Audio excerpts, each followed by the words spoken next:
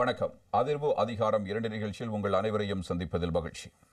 இன்றைய தினம் நாங்கள் சந்திக்க இருப்பது டெலோ இயக்கத்தின் தலைவர் திரு செல்வம் அடைக்கலநாதன் அவர்கள். பாராளுமன்ற உறுப்பினர் அவர்களை வணக்கம். எப்படி இருக்கிறீர்கள்? நல்லா இருக்கும். நீங்கள் எப்படி இருக்கீங்க? நலமாக இருக்கிறேன். மிக நீண்ட நாட்களுக்கு பிறகு உங்களோடு பேச ஒரு சந்தர்ப்பம் கிடைத்திருக்கிறது. எனக்கு மகிழ்ச்சியாகவும் இருக்கிறது. போராளியாக இருந்த நீங்கள் இப்பொழுது ஒரு ஜனநாயக நீரோட்டத்தில் அரசியல்வாதியாக உங்களுடைய கடமை நீங்கள் செய்து கொண்டிருக்கிறீர்கள். இந்த இடைப்பட்ட காலப்பகுதிக்குள் போராளியாக இருந்து அரசியல்வாதியாக மாற்றமடைந்த இந்த காலப்பகுதிக்குள் தமிழ் தேசிய போராட்டத்தில் நீங்கள் பார்க்கிற வித்தியாசம் என்ன? இல்லை, என்னை பொறுத்த மட்டும் நான் இப்பொழுது ஃபீல் பண்ணுறேன், அதாவது அந்த நினைச்சு பார்க்குற ஒரு விடயம் ஆயுத போராட்டத்திலே இருந்திருக்கலாம். ஏனென்றால் அந்தளவுக்கு இன்றைக்கு நிலைமைகள் மோசமாக இருக்குது. இப்போ எங்கட வடக்கு கிழக்கில் பார்த்தோம்னா துப்பாக்கி சத்தங்கள் இல்லையே ஒழிய அனைத்து விடயங்களும் நடக்குது. அந்த எங்களுடைய பரம்பல் தமிழ் பேசும் மக்களுடைய வடக்கு கிழக்கிலே வாழுகின்ற தமிழ் பேசும் மக்களுடைய பரம்பலை இல்லாத ஒழிக்கின்ற அந்த தமிழ் பேசும் மக்கள் இந்த அந்த வரலாற்றை கொண்டவர்களாக இருக்கிறார்கள் என்று அளிக்கின்ற அந்த முயற்சியான் இப்போ நடந்துட்டுருக்கு. இதில் குறிப்பாக நிலத்தை அபகரிக்கிறது. இப்போ நாங்கள் போராட்டத்தில் எதை நோக்கி நாங்கள் துப்பாக்கி எடுத்தோம்னு சொன்னால் எங்களோட நிலத்தை காப்பாற்றுறது. அந்த நிலம் இருந்தால் தான் ஒரு இனத்தினுடைய தன்மையோ அல்லது இனத்தினுடைய பரம்பல் பாதுகாக்கப்படும். அந்த நிலம் இல்லைன்னா அகதி வாழ்க்கை போன்று தான் அது இருக்கும். அந்த வகையில் இந்த நிலத்தை காப்பாற்றுவதற்கும் இனத்தின் விடுதலைக்காகவும் போராடி கொண்டிருக்கின்ற அந்த நிலை இப்போ பார்க்கக்குள்ள இன்னும் மோசமாக நிலங்கள் வடகிழக்கில் அபகரிக்கப்படுகிறது. அதில் குறிப்பாக புத்த பிக்குகளுடைய அடாவடித்தனம். அதை விட பார்த்தோம் என்று சொன்னால் இந்த திணைக்களங்கள், இந்த புதைப்பொருள் என்று சொல்லிக் கொண்டிருக்கிறோம், பறவைகள் சரணாலயம், இப்படி திணைக்களங்கள் திட்டமிட்டபடி, அது யாருடைய கதையும், அது இப்போ பிரசிடென்ட் கூட அதை செய்யக்கூடாது என்று உத்தரவு போட்டாலும் கூட அதுக்கு ஏற்கனவே தலைவர்கள் சொல்லியிருக்கிறார்கள் போல. இப்போ நாங்கள் இப்படி சொல்லுவோம், ஆனால் அதை அது செய்யக்கூடாது, தாமதிப்பது இழுத்தடிச்சது அப்படியாக செய்ய வேண்டும் என்பதற்கான ஒரு நடவடிக்கையாக தான் இருக்கு. ஏன்டா பிரதமர் ஜனாதிபதி கூட பல விடயங்களிலே அதை நிறுத்த வேண்டும் என்று சொல்லுகிறார், ஆனால் அது நடைபெறுவதாக இல்லை. அவர்கள் உண்மையிலேயே அவர்களுடைய இனத்துவ ரீதியான சிந்தனையில் அவ்வாறு செயற்படுகிறார், அல்லது அவர்கள் தென்னிலங்கை அரசியல் சக்தியினுடைய கருவிகளாக செயற்படுகிறார்களா? இல்லை, என்னை பொறுத்த மட்டும் இல்லை, கருவி என்று தான் சொல்லலாம். இப்போ சிந்தனைகள் ஏதாவது செய்யணும் என்று இருந்தாலும் கூட இந்த கதிரை விடயத்தில் தென்னிலங்கை சக்திகளோடு போக வேண்டும் என்ற ஒரு சிந்தனை தான் இருக்கு. இவர் தான் எனக்கு தொழிலை அமைத்து தந்தார், இந்த வாய்ப்பை கொடுத்தார், அவர்களுக்கு நான் பணியாற்றப் போகிறேன். இல்லை, அதாவது இனம் சார்ந்தவருடைய இனம் சார்ந்த தங்களுடைய இனம் சார்ந்த விடயம், கட்சி சார்ந்த விடயம், தன்னுடைய இனம் என்ற ஒரு இப்போ என்ன பொறுத்த மட்டும் என்னுடைய இனம் என்று தான் நான் பேசுகிறேன், போராடுகிறேன் எல்லாம். அந்த சிங்கள தேசத்தினுடைய வலிமையை காப்பாற்ற வேண்டும் என்பதுதான் அவருடைய சிந்தனையாக இருக்கு. இப்போ அந்த வகையில் அவைகளுக்கும் அந்த சிந்தனை இருக்கும். அப்படின்னா இந்த பரம்பல் தமிழ் பேசும் மக்களுடைய பரம்பலை இல்லாத ஒழிச்சு இலங்கை முழுவதும் புத்த தேசத்தினுடைய இலங்கை தேசம் புத்த மதத்தை சார்ந்தது, அந்த புத்த வழிமுறைகளை கொண்டதென்று வரலாற்றை சொல்லுகிற வகையிலே அதை கொண்டு வருவதற்கான வரலாற்றை புதுப்பிக்க பார்க்கிறார் முயற்சி தான் அது. இப்போ அதில் உண்மையிலே நீங்கள் கேட்டது போல் இப்போ நான் அந்த கவலைப்படுகிறோம், இந்த ஆயுத போராட்டத்தை ஆயுதத்தை ஏன் கீழே வைத்தோம் என்று சொல்லி. விடுதலை புலிகள் இருக்கக்குள்ள அந்த போராட்டம் பெற்றுக்கொண்டிருந்தது.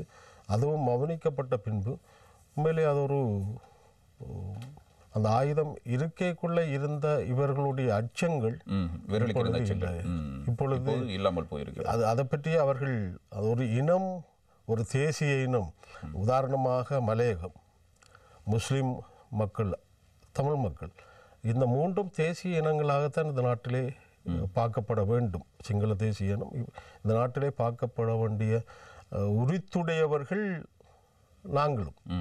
ஆனால் அவங்க அதை பற்றி சிந்திக்கிறே இல்லை. அந்த ஆயுத போராட்டம் ஆயுதம் கையில் இருக்கக்குள்ள ஆயுத போராட்டம் உச்சகட்டத்தை அடைந்திருக்கக்குள்ள இருந்த நிலம்பரம் இப்போ இல்லை. இப்போ எங்களோரும் இந்த வேற்று நாட்டவர்கள் போல பார்க்கறது தான் இப்போ இருக்கிற எல்லாரும். மிக மோசமாக எங்களுடைய இன்றைய பார்த்தோம்னா பயங்கரவாத தடை சட்டத்தில் சாதாரண ஒரு கேக்க வேலுப்பிள்ளை பிரபாகரன் என்று போட்ட ஒரு கேக்கை கொடுத்தவரை இன்றைக்கு பயங்கரவாத தடை சட்டத்தில் போட்டிருக்கான். இப்படி பயங்கரவாத தடை சட்டத்தை எடுக்கணும்னு ஐநா கூட சொல்லுது. ஆனால் அதை பற்றி அவங்க அக்கறைப்படுறதா இல்லை. இன்றைக்கும் பயங்கரவாத தடை சட்டத்தை பயன்படுத்திட்டு தான் இருக்கான். அது வேறு. அது ஒரு இனத்தினுடைய ஜனநாயக ரீதியாக கருத்துக்கள் சொல்லுவது கூட இங்கு மறுக்கப்படுகிற ஒரு சூழல் இருக்கிறது. உண்மையிலே வெளியிலே சரியாகட்டும். அதான் நான் முதலே சொன்னது போல் அந்த துப்பாக்கி சத்தங்கள் இல்லையே ஒழிய மௌனமான முறையில் எங்களை கருவறுக்கிற செயல்பாடு தான் இன்றைக்கு நடந்து கொண்டு இருக்குது. இராணுவம் நிலங்களை பிடிக்கிறது, இந்த புத்த கோயில்களுக்காக நிலங்களை பிடிக்கிறார்கள். இப்படி பட்டு மோசமான அதை விட பயங்கரவாத தடை சட்டம் எங்கள் மீது எங்களோட இனத்தின் மீது பாய்கிறது. இப்படி ஒரு அடிமை, அதாவது ஒரு அழுத்தத்தை கொடுக்கின்ற ஒரு அடிமைத்தனமான செயல்பாட்டை நாங்கள் கொள்ள வேண்டும், தங்களுக்கு கீழே இருக்க வேண்டும் என்று நினைக்கிற சிந்தனையோடு தான் செயல்படுவது போல எனக்கு. இவர்களும் எங்களுடைய நாட்டு பிரஜைகள் என்கிற ஒரு மனோரீதியான ஒரு ஏற்புடைய கருத்து இவர்களிடம் இல்லை. இல்லை அந்த சிந்தனை இருக்கிறதா இருந்தால் கூட இருக்கிறதாக இருந்தால் இந்த நிலங்களை அபகரிக்கிற சூழ்நிலையெல்லாம் வராது. இப்போ தேர்தல் நடைபெற்றிருக்கும். இலங்கை இந்திய ஒப்பந்தத்திலே 13வது திருத்தச் சட்டம், மாகாண சபைகள், அந்த தேர்தல் நடந்திருக்கும், மக்களாட்சி அங்கே தொடர்ந்து இருந்திருக்கும். அப்போ மாகாண சபை தேர்தல் அந்த மக்களாட்சி இருக்கிற போது அந்த மாகாண சபைக்குள்ளே இருக்கிற அதிகாரங்கள், இந்த நிலங்களை எல்லாம் மாகாண சபைக்குள்ளே இருக்கிற நிலங்களை சென்ட்ரல் கவர்மெண்ட் எடுக்க முடியாது. இப்பொழுது சென்ட்ரல் கவர்மெண்ட் ஈஸியாக தட்டி போகிறார்கள். என்னென்னு சொன்னால் அதிகாரிகள் தான் எங்கள் செயலாளர்களாக இருக்கிறார். அப்போ அவர்கள் அரசாங்கம் சொல்லுவதை செய்கின்றவர்களாகத்தான் இருப்பார்கள். ஆனால் சில அதிகாரிகள் இருக்கார்கள், இந்த நிலம் சம்பந்தமாக விட்டு கொடுக்காத இருமாப்போடு இருக்கிற அதிகாரிகளும் இருக்கிறார். ஆனால் இந்த மாகாண சபை அதிகாரங்கள் வந்துவிடக்கூடாது என்றும் இந்த தேர்தலை பின்போடுகின்ற ஒரு நிலை சூழல் இருக்கு. மொத்தத்தில் வடகிழக்கில் தமிழ் பேசும் மக்கள் இன்றைக்கு இந்த நாட்டிலே வாழுகின்ற உரித்து இருக்கிறதுன்ற அந்த அடிப்படை கூட சிங்கள தேசத்திலே இருக்கிற, நான் சிங்கள மக்களை சொல்லல, ஆனால் ஆட்சியாளர்கள், புத்தபிக்குகள், இனவாதிகள், இவரெல்லாம் அடிக்கடி இந்த பேசக்குள்ள பாருங்க, நீங்கள் இந்தியாவுக்கு போகணும்ன்றும் புத்தபிக்குகள் சொல்லுவார்கள், நீங்கள் தமிழ்நாட்டுக்கு போயிருங்க என்றெல்லாம் புத்தபிக்குகள் முஸ்லீம் மக்களை பார்த்து சொல்லுவார், நீங்கள் ஏன்னா அரேபிக் கண்ட்ரிக்கு போயிருங்க. இப்போ அவங்களுடைய சிந்தனைகள் ஏதோ நாங்கள் வந்தவர்களுடைய மாதிரி அவர்களுடைய சிந்தனை இருக்கிறது. இப்போ அது உண்மையில் நான் நினைக்கல எங்களோட இன்னொரு துப்பாக்கி சமர் அடுத்த தலைமுறை வருமா என்ற ஒரு கேள்வி இருக்கிறது. ஏன்னா அந்தளவுக்கு ஒரு நிலைமைகள் படுமோசமாக இருக்கு. குறிப்பாக எந்த மத தலைவர்களும் தந்தன் இனத்தினுடைய பிரச்சனைகளை வெளியிலே கொண்டு வந்து பேசுவார்கள் ஒழிய இந்த புத்த பீக்குகள் போல மிக ஆக்ரோஷமாக மிக ஒரு அந்த நாட்டை அவர்களால் ஆள்வது போன்று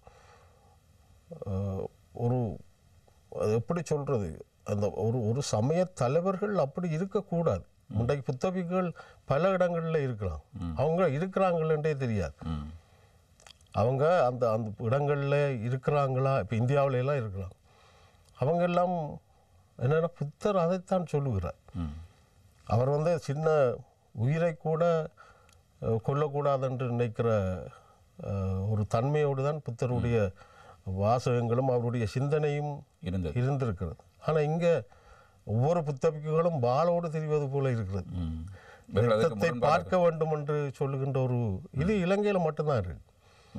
ஏன்னா அந்த அளவிற்கு ஆட்சியாளர்கள் அவர்களை வளர விட்டிருக்கிறார்கள். காரணம் என்றால் மக்கள் சமயம் சார்ந்து போகின்ற போது அந்த பக்தி, ஆகவே அந்த புத்தபிக்குகளை தங்களுடைய பக்கம் வைத்து கொண்டு செயல்படுகிற ஒரு செயல்பாடு காரணமாக இந்த விடயங்களை அவர்கள் தண்டிப்பதில்லை. இப்போதான் கண்டிப்பதும் இல்லை, இப்போதான் அரெஸ்ட் பண்ணுறாங்க, பிறகு விடுறாங்க. இப்படி திருவண்ணாமலையில் இருக்கிற புத்தபிக்கு எவ்வளவு அட்டகாசம் பண்ணுறார்.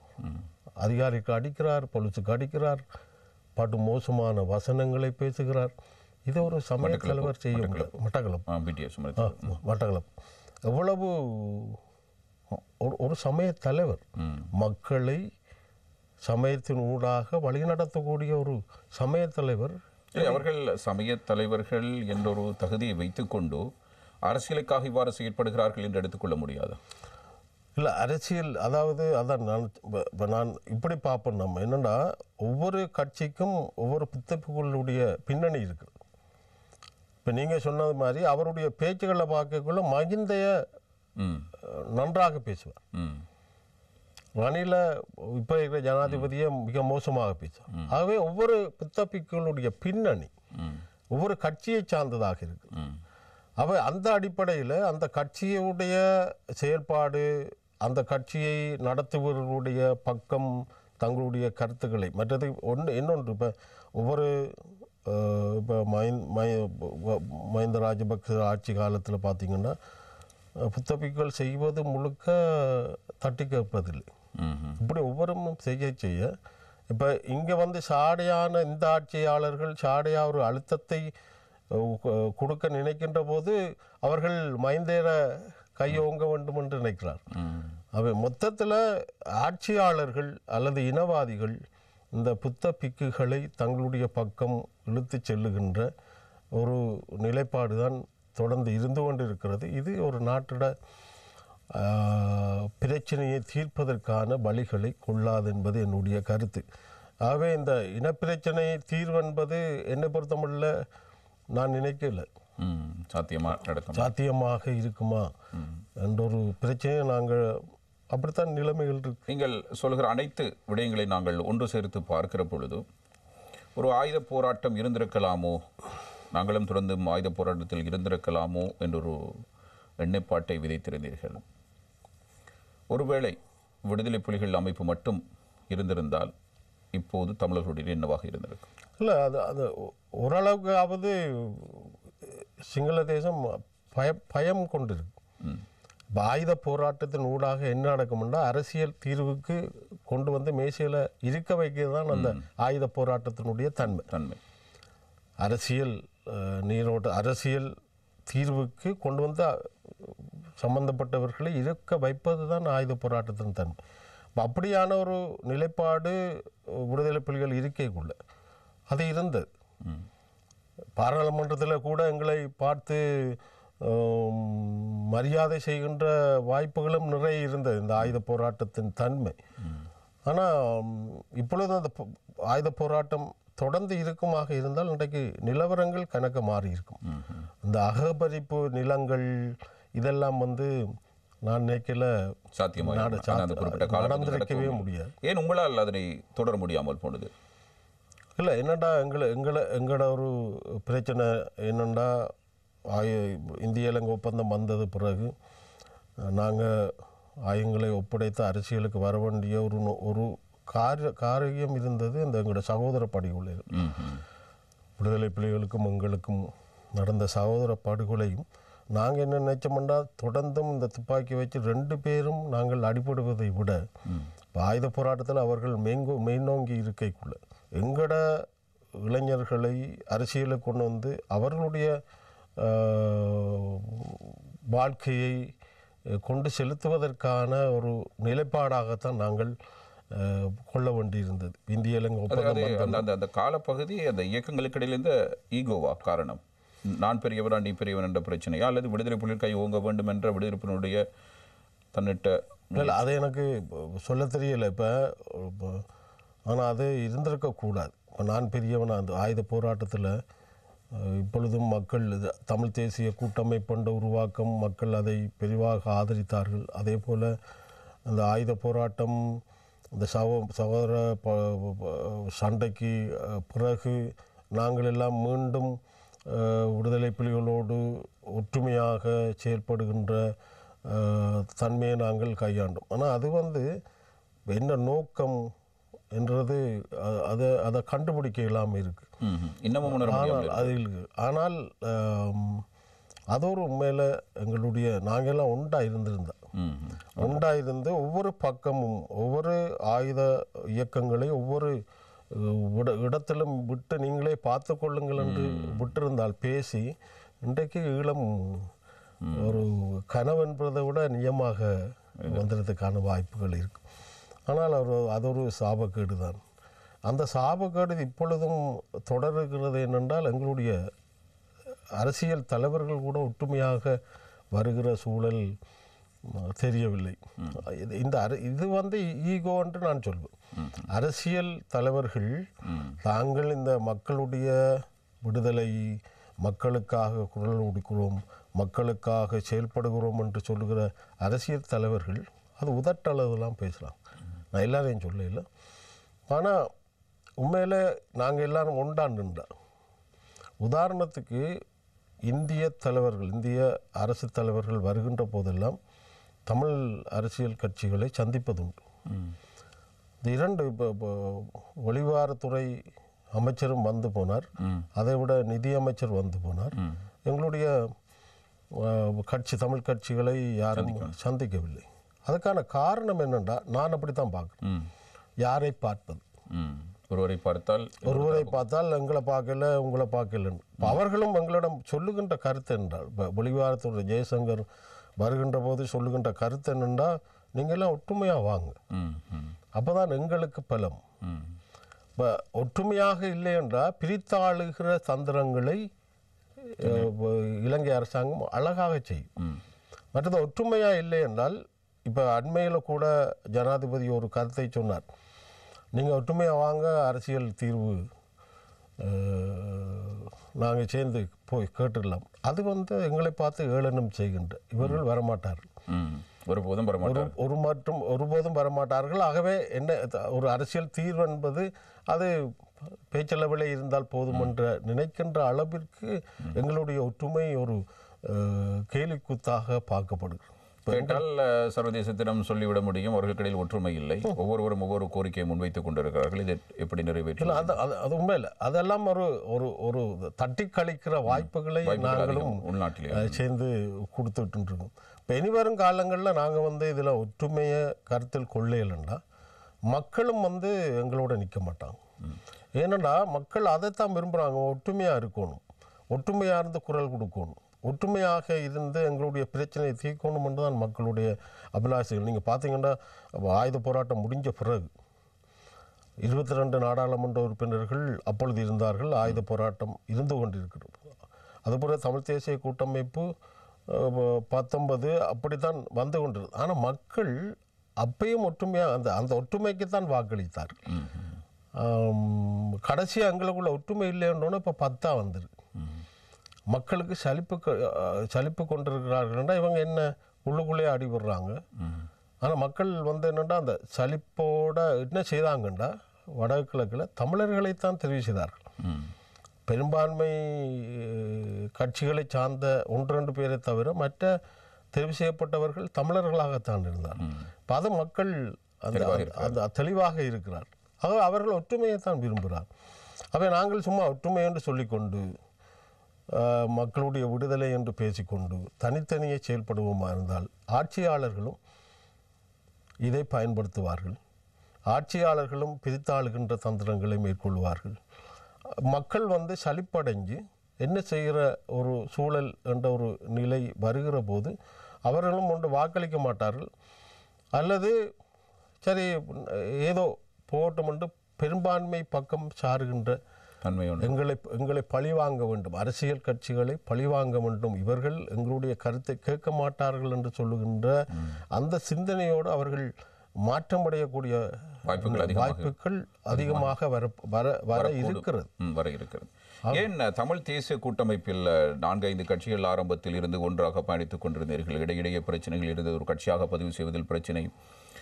இப்போது நீங்கள் தனியாக பிரிந்து சென்றிருக்கிறீர்கள், தமிழரசு கட்சி தனியாக. நாங்கள் பிரியல, அவர்கள் பிரிஞ்சு போனார்கள். இந்த உள்ளூராட்சி தேர்தலில் அவர்களான் சொன்னார்கள் தனித்தனியே போட்டியிடுவோம் என்று. நாங்கள் சொன்னோம் இல்லை, ஒற்றுமையாக தான் போவோம், அது வர்றது வரட்டும், மக்கள் விரும்புகிறது அதைத்தான் என்று சொல்லுகின்ற போது இல்லை நாங்கள் தனியாக தான் கேட்க போகிறோம் என்று அவர்கள்லாம் போனார்கள்.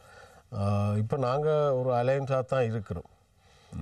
நீங்கள் ஒரு கூட்டணியாக இருக்கிறீர்கள். இல்லை, தமிழரசு கட்சி அவ்வாறு விடாப்பிடியாக தன்னிச்சையாக வெளியேறுவதற்கு என்ன காரணம்? அவர்களுடைய கட்சிக்கு கிடைக்கிற வாக்குகள் தான் தமிழ் தேசிய கூட்டமைப்பு அந்த சிந்தனை உண்டு. மற்றது அந்த அண்ணன் நான் அண்ணன் என்ற ஒரு சிந்தனை. இப்போ நீங்கள் சொன்ன மாதிரி அந்த அது என்னென்னு சொல்கிறது, நான் அண்ணன் தம்பிமாரெல்லாம் எனக்குள்ள இருக்கணும் என்று நினைக்கிற அந்த இயக்கங்களிடையே இருந்த பிரச்சனை இங்கேயும் இருக்கு. அது என்ன பொறுத்த மட்டும் தமிழர் அதாவது தமிழ் பேசும் மக்களுடைய அந்த அது என்னென்னு சொல்கிறது, ஒற்றுமையாக வராத நிலைகள் கூடுதலாக எங்களுடைய பகுதிகளில் தான் இருக்குது. சிங்கள மக்களை பாருங்கள், மாறி பேசுவாங்க. ஆனால் நாடண்டு வரைக்குள்ள தன்னுடைய மொழி என்று வரைக்குள்ள அது ஜேவிபியாக இருக்கலாம் உண்டானிப்பாங்க. ஆனால் எங்கிட்ட அப்படி இல்லை, அது ஒரு சாவக்கேடு. ஆனால் அது உண்மையில் நாங்கள் அதை மாற்றி அமைக்கணும். என்னை பொறுத்த மட்டும் இந்த ஒற்றுமைக்காக நாங்கள் எதுவும் செய்ய தயாராக இருக்கிறோம். உண்மையில் தமிழ் தேசிய ஒற்றுமைப்பு உருவாக்குறதுக்கு எங்களுடைய பங்களிப்பும் நிறைய இருந்தது. அந்த காலத்தில் இருந்து நிறைய அந்த உருவாக்கம் வருவதற்கான செயல்பாடுகளை நாங்களும் செய்தோம். இப்பொழுதும் நாங்கள் தமிழரசு கட்சியை எங்களோடு இணைத்துக் கொள்வதற்காக நாங்கள் எங்களுடைய கதவுகள். அவர்கள் உங்களை இணைப்பதா, நீங்கள் அவர்களை இணைப்பதா? இனி ஒரு தனிப்பட்ட கட்சியினுடைய சின்னத்திலோ அல்லது தனிப்பட்ட ஒரு கட்சியினுடைய செயல்பாடுகளுக்குள் அலையன்ஸ் என்று போவது அர்த்தமற்றது. அது இந்த அண்ணன் என்ற அந்த மீண்டும் அந்த தம்பிமார்களை கவனிப்பது போன்று, அல்லது நான் அண்ணன் மற்றவர்களெல்லாம் நான் சொல்வதை செய்ய வேண்டும் என்று நினைக்கின்ற நிலைமைகள் எல்லாம் இந்த கடந்த காலத்தில் இருந்த இந்த வீட்டு சின்னத்திலே நாங்கள் போட்டியிடுகின்ற போது அது தமிழரசு கட்சியினுடைய ஒரு சின்னம். அப்போ அதில் போட்டியிடுகின்ற போது இந்த விடயங்கள் எல்லாம் இருந்தது. ஆனால் இப்பொழுது தமிழரசு கட்சியும் நாங்கள் நினைப்பதற்கான எண்ணத்தோடு எங்களுடைய கதவுகள் திறந்திருக்கிறது. எங்களுடைய சின்னம் பொது சின்னம். அதை எந்த கட்சியும் கொண்டு போக முடியாது. எந்த கட்சியும் தனித்துவமாக அந்த சின்னத்தை பயன்படுத்த முடியாது, உரிமை கூற முடியாது. அவை இதை ஒற்றுமையான ஒரு பொது சின்னத்திலே தமிழ் தேசிய கூட்டணி நாங்கள் ஒற்றுமையாக வர வேண்டும் என்றால் இந்த பொது சின்னத்திலே. இப்போ நான் ஒரு கோரிக்கையை வைக்கிறேன், இந்த வீட்டு சின்னத்தை ஒரு பொது சின்னமாக கொண்டு வந்தால் அதை நாங்கள் வரவேற்போம். அப்படி ஒரு தமிழரசு கட்சி அதை செய்யுமாக இருந்தால் நாங்கள் அதில் சென்று போவதற்கு தயாராக இருக்கிறோம். ஆனால் தனித்து இருக்குமாக இருந்தால் அது ஒரு கஷ்டமானது. பொது சின்னத்திலே எல்லோரும் இணைவது தான் சரியான ஒரு வழியை கொண்டு போக முடியும். இதில் இந்த பொது சின்னம் கொண்டு போகக்குள்ள யாரையும் தட்டி இருத்துவதற்கு முடியாது. அவை பொது சின்னத்திலே செயல்படுகின்ற அப்படியான ஒரு வழியை கையாளுகின்ற நிலைமை தான் இனிவரும் காலங்களிலே நாங்கள் வடிவாக செயல்பட முடியும். நான் நினைத்துக் கொண்டிருந்தேன், எண்ணத்தில் தான் பிரச்சனை இருக்கிறது. தலைவர்களுக்கிடையில் காணப்படுகிற எண்ணங்களின் அடிப்படையில் தான் இந்த பிரச்சனை பார்த்தால் சின்னத்தில் பிரச்சனை இல்லை. எண்ணம் ஒன்று தான். எல்லாரும் கூடுதலாக இலங்கை இந்திய ஒப்பந்தத்தை நடைமுறைப்படுத்தணும் என்று சொல்றாங்க.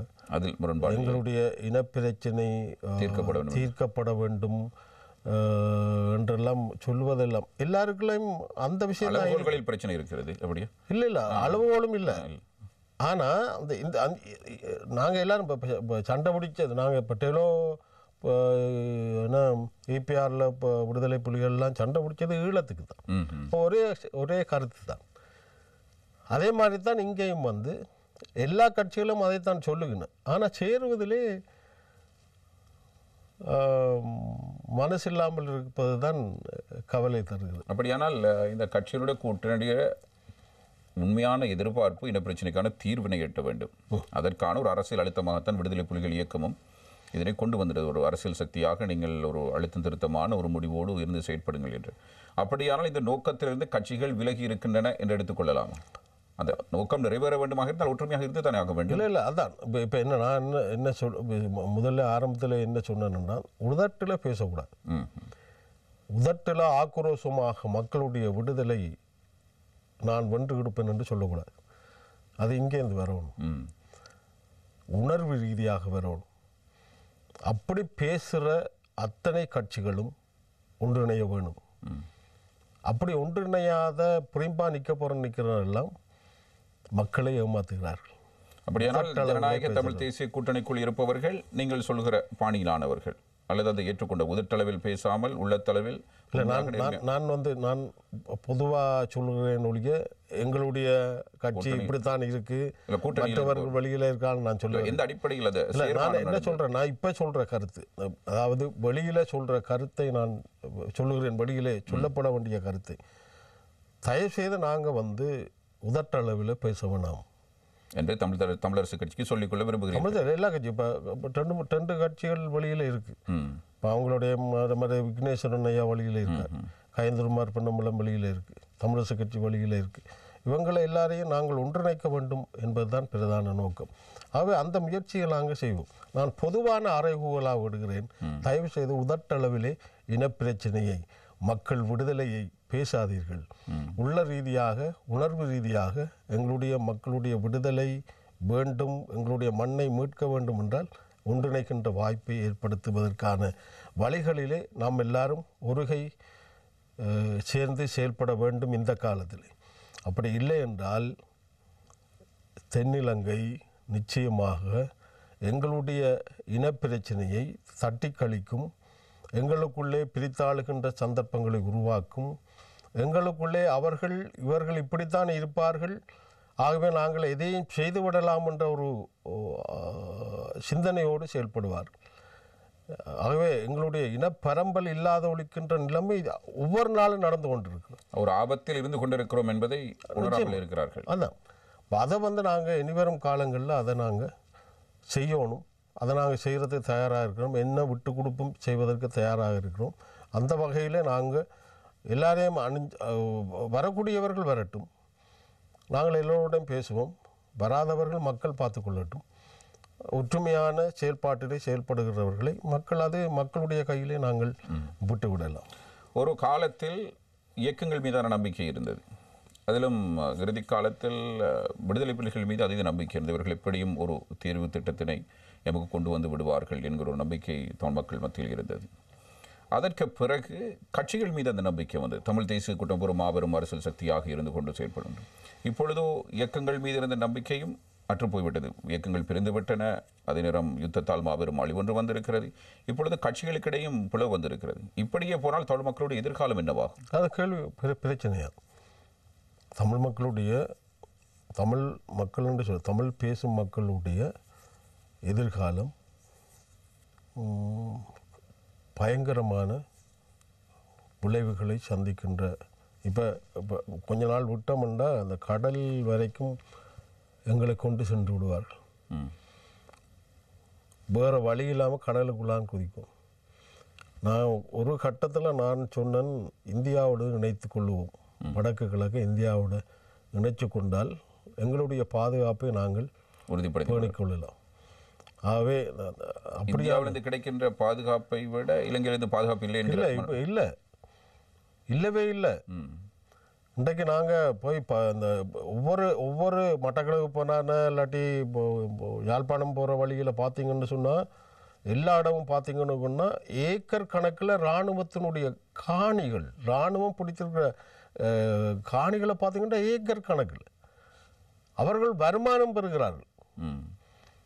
விவசாயம் செய்கிறார்கள், மக்களுடைய மாடுகளை வைத்துக்கொண்டு பால் கறக்கிறார்கள், ஏன் சலூன் கூட வைத்திருக்கிறார்.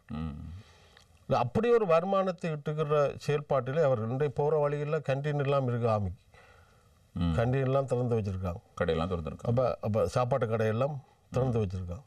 அப்போ பெரிய அளவில் அந்த காணிகள், அது மக்களுடைய காணிகளையும் அவர்கள் பிடித்து வைத்திருக்கார். அரசாங்க காணி என்ன நாங்கள், ஆனால் மக்கள் இன்றைக்கு மக்கள் காணி இல்லாமல் எல்லாம் இருக்கலாம். எத்தனை இவ்வளவு ஏக்கர் காணி என்னத்துக்கு இராணுவத்துக்கு, என்னத்துக்கு முப்படைகளுக்கு, என்னத்துக்கு அந்த காணிகள்? ஏன் அப்படியான இப்போ யாரோட சண்டை பிடிக்க போகிறோம்? இப்போ ஆயுத போராட்டம் இல்லை. யாரோ நீங்கள் சொல்ல வந்த விடயத்தில் ஒரு முக்கியமான ஒரு இடம், நான் தமிழ் மக்கள் என்று குறிப்பிட்டு பேசினால் நீங்கள் தமிழ் பேசும் மக்கள் என்று ஏனைய சமூகத்தவரையும் இணைத்துக் கொண்டு இது தொடர்பில் பேசியிருந்தீர்கள். அதற்கான ஒரு தேவை இருக்கிறது. அதாவது தமிழ் பேசும் மக்களாக நாங்கள் ஒன்றிணைந்து செயல்பட்டால் தான் தென்னிந்திய சக்தியிலிருந்து எங்களுடைய உரிமையை பெற்றுக்கொள்ள முடியும் என்ற நம்பிக்கையோடு நீங்கள் இருக்கிறீர்கள். ஒரு கட்டத்தில் விடுதலை புலிகள் அமைப்பின் ஊடாக முஸ்லிம்களுக்கு அநீதி இழைக்கப்பட்டதான ஒரு பெரிய குற்றச்சாட்டு இருக்கிறது. அது இன்றளவும் பேசப்படுகிற விடயமாக மாறியிருக்கிறது. இவ்வாறான ஒரு சூழ்நிலையில் தற்காலத்தில் ஏனைய முஸ்லிம் அரசியல் கட்சி தலைமைகளோடு தமிழ் தலைமைகள் எவ்வாறு செயற்படும்? இதில் நான் அந்த விடுதலை புலிகள் அனுப்பினது என்ன பொறுத்தவரை ஒரு பாரிய தவறு என்று நான் சொல்ல மாட்டீர்கள். சொல்லல. ஆனால் அவர்களோட உடைமைகள் எல்லாம் இல்லாமல் அனுப்பினதுன்றது ஒரு என்ன சூழ்நிலை? அகதி வாழ்க்கை என்பது என்னை பொறுத்தவரை ஒரு கஷ்டமான வாழ்க்கை, அதெல்லாம் ஒரு பிரச்சனையான. ஆனால் இன்றைக்கு பார்த்தீங்கன்னா இந்த முஸ்லீம் சமூகம் சரி கல்வியில் பொருளாதாரத்தில் இன்றைக்கு முன்னணியில் இருக்கு, வீதாசாரத்தில் இன்றைக்கு முன்னணியில் இருக்கு. இன்றைக்கு போருக்குள்ளே போனவர்கள் தமிழர்கள் இன்றைக்கு இந்த கல்வியெல்லாம் பின்தங்கிய நிலையில், பொருளாதாரத்தில் பின்தங்கிய நிலையில் இருக்காங்க. இன்றைக்கு டாக்டர்ஸ் எடுத்து பார்த்தீங்கன்னா முஸ்லீம் சகோதரர்கள் சகோதரிகள் நிறைய இடத்துல இருக்காங்க, இன்ஜினியர்ஸ். அதற்கான ஒரு வாய்ப்பாக இது அமைந்து விட்டது என்று சொல்ல வருகிறீர்கள். அதுதான் இப்போ நான் அதை ஒரு தவறு இல்லைன்னு நான் சொல்ல வரேன். ஆனால் அப்படியான சிலவள அப்படியான ஒரு சிந்தனையில் ஏண்டா அந்த தீமைக்கும் ஒரு நன்மை உண்டு. அதான் அந்த அந்த விடயத்தில் இப்போ சிலவளையில் அவர்கள் நினைத்திருக்கலாம் ஒரு சமூகம் இதுக்குள்ளே பாதிக்கப்படக்கூடாதுன்னு நினைச்சிருக்கலாம். ஆனால் அது அது அந்த அந்த விடயத்தை கையாண்டது விதம் பிள்ளை. ஆனால் இன்றைக்கு பார்த்தோம்னா நான் வெளிப்படையாக வெளிப்படையாக நான் சொல்லுகிற விடயம், அகதி வாழ்க்கைன்றது கஷ்டம், அது உண்மையிலே ஒரு. ஆனால் அந்த அகதி வாழ்க்கை கூடாக அந்த முஸ்லிம் சமூகம் வளர்ந்திருக்கிறது. உண்மையில் அது வரப்பிரசாதம் என்று தான் நான் சொல்லுவேன். இந்த சண்டைக்குள்ளே அவர்கள் இருந்திருந்தால் என்றால் இன்றைக்கு பொருளாதாரம் எங்களை போல நிலைமைகள் இன்றைக்கு இருக்கு. இன்றைக்கு பார்த்தீங்கன்னா எங்களுக்கு ஒரு சந்தோஷம் என்னென்னா, பெரிய அளவில் இப்போ நம்ம எடுத்துக்கொள்வோம் டிஎஸ் டிஸ்ட்ரிக்ட் செயலாளர்கள் இல்லாட்டி ஜிஏ இப்படியான ஒரு வரமுறையை பார்த்தோம்னா அடுத்த கட்டத்தில் முஸ்லீம் சகோதரர்கள்லாம் முஸ்லீம் சமூகம் தான் அதை பிடிக்கப்போம். அதில் ஒரு சந்தோஷம் இருக்குது. என்னென்னா அது ஒரு எங்களுடைய தமிழ் பேசும் இனமாக இருக்குது. இது அப்படியான நிலைமை இல்லாட்டி சிங்கள அரசியல் சிங்கள பெரிய பெரிய பதவிக்கு வருகிறவர்கள்லாம் சிங்களவர்களாகத்தான் வர பார்ப்பார். அவை இந்த விடயத்தில் கல்வி சமூகத்தின் பார்வையை வச்சு பார்க்கக்குள்ள உண்மையில் நல்ல ஒரு நிலையிலே முஸ்லீம் சமூகம் இருக்கு. ஆகவே இந்த ஒரு அதாவது தீன்மையிலும் ஒரு நன்மை இப்போ நாங்கள் இப்படியும் பார்க்கல. இப்போ நாங்கள் அதான் நான் சொன்னேன், அகதி வாழ்க்கைன்றது வாழ்க்கையில் மறக்க முடியாத ஒரு அது ஒரு துன்பகரமான வாழ்க்கை. ஆனால் அது அந்த விஷயத்தில் மட்டும் ஒரு தவறு நடந்திருக்கிறது. அவர்களை அப்படியே நல்ல சிந்தனையோடு இந்த சிந்தனையோடு அவர்களுடைய உடைமைகளை கூட இப்போ நகரக்கூடிய உடைமைகள் அதையெல்லாம் அவர்களிடம் ஒப்படைத்து நீங்கள் போங்கள் என்று சொல்லியிருந்தால் இன்றைக்கு அந்த அந்த சமூகத்தினுடைய எண்ணங்கள் எல்லாம் எதிராக இருக்கிறதுக்கான வாய்ப்புகள் இல்லை. அது இப்போ சகோதர படிகோடைகள் என்றதும் அதுக்குள்ளே இருக்குத்தானே. அப்போ இந்த போராட்டத்தில் சில தவறுகள் வரலாம். வரலாம். ஆனால் அந்த தவறுகள் நன்மையிலே முடிஞ்சிருக்கிறது என்று பார்க்கக்குள்ள அது ஒரு உண்மையிலே சந்தோஷமாக இருக்குது. ஏனென்றால் தமிழ் பேசும் மக்கள் இன்றைக்கும் எங்களுடைய தேசத்திலே முக்கியமான நிலைப்பாட்டிலே முக்கியமான இருக்கைகளில் இருக்க போகிறார்கள் என்பது அது எங்களுடைய தேசத்தை எங்களோட கட்டுப்பாட்டுக்குள்ளே வைத்திருக்கிற ஒரு நிலை இருக்கும். அவை அந்த வகையில் நான் பெருமைப்படுகிறேன். எங்களோட முஸ்லீம் சகோதரர்களுடைய வளர்ச்சி என்பது உண்மையிலே அது ஒரு அது எங்களுக்கும் ஒரு தைரியத்தை, ஏனெண்டா ஒரு முஸ்லீம் சகோதரரால் ஜிஐயா எங்களுடைய பிரதேசத்தில் வர்றாருன்னு சொன்னால் அது ஒரு நல்ல விஷயம். அதே மாதிரி சிங்கள ஒரு ஆள் வர்றாருண்டா அது இப்போ இருக்கிற சிங்கள அரசியல் இனவாத அந்த சிந்தனையோடு தான் வர பார்ப்பார். அவை இன்னும் மோசமாக செயல்பாடுகள் இருக்கு. ஆகவே நாங்கள் தமிழ் பேசும் மக்கள் நீங்கள் சொன்ன மாதிரி இந்த கட்சி தலைவர்கள் உங்களுடைய இந்த தமிழ் தேசிய போராட்டத்துக்கு இன விடுதலைக்கு அதே நேரத்தில் மிக பிரதானமாக உரிமைசார் பிரச்சனைகளை கையாளுகிற விடயம், இன பிரச்சனைக்கான தீர்வு போன்ற விடயங்களில் முஸ்லீம் கட்சி தலைவர்களுடைய பங்களிப்பு என்ன உங்களுக்கு போதுமானதாக இருக்கிறது? இப்படி அவர்களுக்கு இடையிலான இல்லை அது எங்களையும் தவறு இருக்கின்ற அவர்களை கூப்பிட்டு பேசுவதில்லை நாங்கள். இப்போ அவர்களையும் இந்த அரசியல் ரீதியாக ஒரு வித்தியாசமான நோக்கங்கள் தான் நாங்கள் அரசியல்வாதி அந்த கட்சிகளுக்குள்ளே இருக்கு. ஆனால் உண்மையில் இன்றைய சூழல் முதல் பார்த்தோம்னா சரி அந்த நெருக்குவாரங்கள் முஸ்லீம் சகோதரர்களுக்கு இல்லை, முஸ்லீம் சமூகத்துக்கு இருந்தது. இப்போ பார்த்தீங்கன்னா அவர்கள் மிக மோசமாக முஸ்லீம் சமூகத்தை அழிக்கின்ற செயல்பாடு கொண்ட ஒரு நிலையில் தான் இருக்காங்க.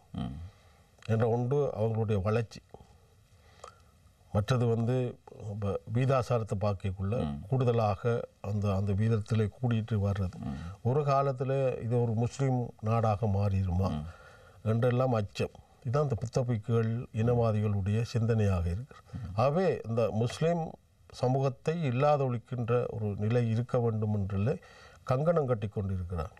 நான் இப்போதும் சொல்கிறேன், எங்களுக்கு இழைக்கப்படுகின்ற அநீதி தான் இப்பொழுதும் வடக்கு கிழக்கிலே இருக்கிறது. நிலம் பிரச்சனை இருக்குது, எல்லா பிரச்சனையும் இருக்குது. இதில் நாங்கள் ஒற்றுமையாக சில விட்டு கொடுப்புகளை நாங்கள் பேசி தீர்த்து தேர்தலில் கூட நாங்கள் தமிழ் தேசிய கூட்டமைப்பு போன்று முஸ்லீம் கட்சிகளை முனைத்து ஒன்றாக நின்று நாங்கள் அந்த தேர்தல் சீட்டுகளை அதை எப்படி பிரிக்கலாம் என்றெல்லாம் பேசி நாங்கள் இப்படி ஒரு மாபெரும் ஒரு ஒற்றுமையை கொண்டு வருவோமாக இருந்தால் தென்னிலங்கை எங்களை பார்த்து பயப்படும். இல்லை, அது அவ்வாறான ஒன்று நடந்தால் அது கேட்பதற்கே மகிழ்ச்சியானதாக இருக்கிறது. முகத்தை பார்க்கவே தெரியுது. அது மக்கள் எப்படி அதை ஒரு ஃபீல் பண்ணுவார்கள் என்பது எல்லாருக்கும் 5 பாராளுமன்ற உறுப்பினர்கள் இருந்தாலும் ஒரு 50 பேர் எங்களை சுற்றி இருக்கிறார்கள் என்கிற உணர்வு அந்த மக்களுக்கு இருக்கு. கண்டிப்பாக. மற்றது கூடுதலான ஆசனங்களை நாங்கள் கைப்பற்ற முடியும். அந்த எல்லா தேர்தலில் நாங்கள் கைப்பற்றி அந்த ஒற்றுமையாக எங்களுடைய இனம் வாழுகிறது, தமிழ் பேசும் மக்கள் ஒற்றுமையாக இருக்கிறார்கள் என்ற ஒரு செய்தி வெளியிலே வருமாக இருந்தால் தென்னிலங்கை நிச்சயமாக பயன்படும். அதே நேரத்தில் உலகம் எங்களை பார்த்து வியக்கும். அந்த நிலைக்கு நாங்கள் கொண்டு வரணும். நாங்கள் இப்போ பார்லிமெண்ட்டில் ஆக்ரோஷமாக பேசலாம், வெளியில் மேடைகளில் ஆக்ரோஷமாக பேசலாம். ஆனால் பேச்சுக்கள் ஒரு காலம் எங்களுடைய இனத்தினுடைய இந்த சிங்கள தேசம் செய்கின்ற நடவடிக்கைகளை கட்டுப்படுத்தாது. அவை நாங்கள் இந்த ஒற்றுமையாக நின்று போராட்டங்களை அதாவது ஜனநாயக ரீதியான போராட்டங்களை தமிழ் பேசும் மக்கள் என்று சொல்லி இணைந்து நாங்கள் போராடணும் என்றால் அது மாபெரும் வெற்றி. இப்போ பார்த்தீங்கன்னா B2B பொத்திவிலிருந்து பொலிகண்டி வரை அந்த எழுச்சியை நீங்கள் பார்த்துருப்பீங்க. தமிழ் பேசும் இனம் ஒன்றாக நின்றது. அந்த அந்த அந்த ஊர்வலம், அந்த ஊர்தி முஸ்லீம் சமூகத்துக்குள்ள எல்லாம் போய்க்குள்ள அந்த அந்த சமூகம் நின்றுது. கடைசி மட்டும் வந்தார்கள் எல்லாரும் அப்படியே வெள்ளமாக. சிங்கள தேசம் பயப்பட்டது. சிங்கள தேசம் பயப்பட்டது. ஏனென்றால் அதில் வந்து ஒரு எழுச்சி இருந்தது. அந்த அடக்குமுறை போலீசாரால் கொண்டு வரக்குள்ள அதெல்லாம் உடைச்செறிஞ்சிட்டு போகிற ஒரு வீரம் அதிலே காணப்பட்டது. அது நிச்சயமாக வரும். நாங்கள் ஒற்றுமையாக நின்று எங்களோட மக்களை நாங்கள் வழி நடத்தணும்னா பெரிய அளவில் ஒன்றும் தேவையில்லை. எங்களுடைய உரிமைகளை பாதுகாத்துக் கொள்வதற்காக வேணும் குறைந்தபட்சம். நிச்சயமாக ஒரு போராட்டம் இல்லை என்றால் இந்த சிங்கள அரசு எங்களை கணக்கெடுக்காது, சர்வதேசமும் எங்களை கணக்கெடுக்காது. இந்த சர்வதேசத்தோட பார்வைகள் எல்லாம் மாறிக்கொண்டு போகுது. அப்போ சர்வதேசம் வந்து எங்களை கணக்கெடுக்க வைக்கணும் என்றால், இந்த சிங்கள தேசம் எங்களை பார்த்து அச்சப்பட வேண்டும் என்றால், எங்களுடைய நிலங்களை நாங்கள் காப்பாற்ற வேண்டும் என்றால், ஒரு ஜனநாயக போராட்டம் தமிழ் பேசும் மக்கள் என்ற அடிப்படையிலே மக்கள் வெள்ளம் போராட்டங்களிலே கலந்து கொள்ளுகின்ற நிலை வருகின்ற போது நிச்சயமாக பல வெற்றிகளை நாங்கள் காணலாம். அது கட்டாயம் வரணும், அதை கொண்டு வரணும். சரி, முயற்சி பேர்கள் நம்புகிறோம். ஆனால் கல்முனை உபபிரதேச செயலகம் போன்ற ஒரு சின்ன பிரச்சனையை தீர்த்து கொள்ள முடியாத இந்த இரண்டு தரப்பும் எப்படி இவ்வாறு ஒற்றுமையாகும் என்று நாங்கள் எதிர்பார்க்கலாம்? இல்லை, அதான் நான் சொன்னேன், இங்கே இருந்துதான் உணர்வுகள் வரும், இங்கே இருந்து வரக்கூடாது. ஆகவே இந்த அதில் ஒரு பிரச்சனையும் இல்லை. ஒரு கணக்காளரை போட சொல்லி தான் கேட்குறாங்க.